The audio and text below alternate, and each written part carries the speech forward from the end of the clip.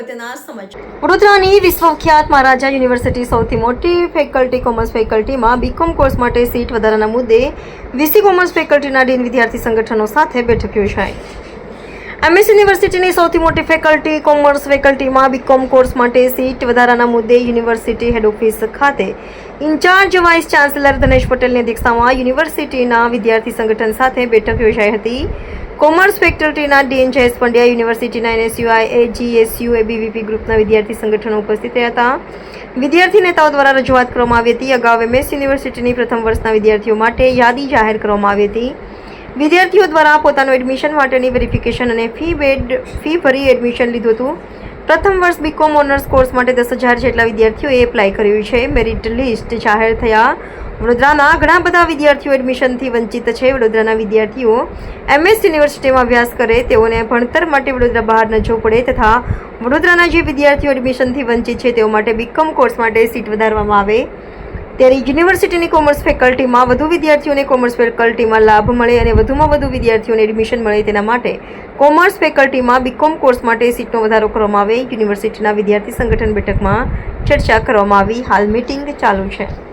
યુનિવર્સિટીના vice chancellor professor Dhanesh Patel સાહેબ અને ફેકલ્ટી ઓફ કોમર્સના dean professor J K Pandya સાહેબે આજે એક મીટિંગ જે હતી તે યોજી હતી યુનિવર્સિટી હેડ ઓફિસ ખાતે। મીટિંગની અંદર મહત્વપૂર્ણ મુદ્દાઓ એ હતા કે ફેકલ્ટી ઓફ કોમર્સમાં સ્થાનિક વિદ્યાર્થીઓ માટે જે સીટો વધારવાની માંગ હતી તે કરવામાં આવી હતી અમારા સંગઠન દ્વારા તથા અન્ય વિદ્યાર્થી સંગઠન દ્વારા। ત્યારે અમારી માંગ એક જ હતી કે વડોદરા શહેરમાં લગભગ 90% જે સીટો છે તે સ્થાનિક વિદ્યાર્થીઓને આપવામાં આવે અને એ લોકોને એડમિશન આપવામાં આવે।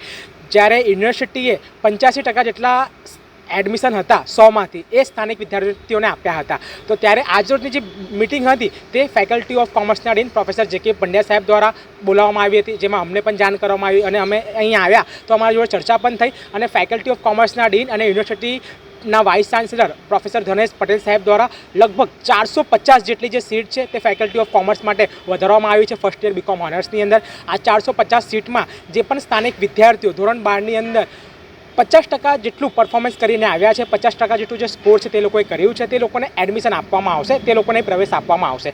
સાથે સાથે વિદ્યાર્થી સંગઠનોની માંગ પણ હતી કે આઉટસાઇડરનો જે કોટા હતો તે સમાપ્ત થઈ ગયો છે, તો હવે એમાં કોઈ ઉમેરો કરવામાં ના આવે। જો એમાં ઉમેરો કરવામાં આવશે તો એનો સીધો નુકસાન સ્થાનિક વિદ્યાર્થીઓને થશે। તો યુનિવર્સિટી કંઈક ના કંઈક એના ઉપર પણ રાજી થઈ છે। હવે જે પણ લિસ્ટ આવશે તેમાં સંપૂર્ણ રીતે સ્થાનિક વિદ્યાર્થીઓ હશે તે લોકોને એડમિશન આપવામાં આવશે અને અમે યુનિવર્સિટીને એ પણ કીધું છે કે જો જરૂર પડી તો તમે હજુ પણ થોડી ઘણી સીટો વધારજો અને જે ક્રાઇટેરિયા છે એ તમે ઓછું કરજો। જે રીતે કોમર્સ ફેકલ્ટીમાં એડમિશન પ્રક્રિયાને લઈને ચાલી રહ્યા વિવાદમાં આજે એમએસ યુનિવર્સિટીના વાઇસ ચાન્સેલર અને કોમર્સ ફેકલ્ટીના ડીન અને તમામ વિદ્યાર્થી નેતાઓનો સાથે રાખીને આજે કમિટીમાં વાતચીત કરવામાં આવી કે ભાઈ વડોદરા શહેરના વિદ્યાર્થીઓને 90% એડમિશન મળે એવી સત્તાધીશોની મહેનત છે અને પ્રતિક્રિયા છે। ખરેખર આ મેરિટની વાતચીત કરવામાં આવે તો જે 450 સીટનો જે વધારો થયો છે એમાં અમને વિદ્યાર્થી નેતાઓને ખૂબ જ આનંદ છે। ખરેખર વડોદરા શહેરના તમામ વિદ્યાર્થીઓનો યુનિવર્સિટીમાં એડમિશન અપાવવું એ હક છે પોતાનું। તો જે સીટમાં વધારો કરવામાં આવ્યો છે ખરેખર અમારા તમામ વચ્ચે આનંદ ઉલ્લાસનો માહોલ છે અને સાથે સાથે જે ફેઝ 2માં એડમિશન પ્રક્રિયા આપવાની વાતચીત ચાલી રહી છે તો જ્યાં સુધી ફેઝ 2ના એડમિશન નહીં ચાલતા રહે ત્યાં સુધી વિદ્યાર્થીઓની લડત આપવા માટે અમે તમામ વિદ્યાર્થી નેતાઓ એક સાથે ભેગા થઈશું અને એનએસયુઆઈ સંગઠન પણ આ વસ્તુમાં સમર્થન આપશે।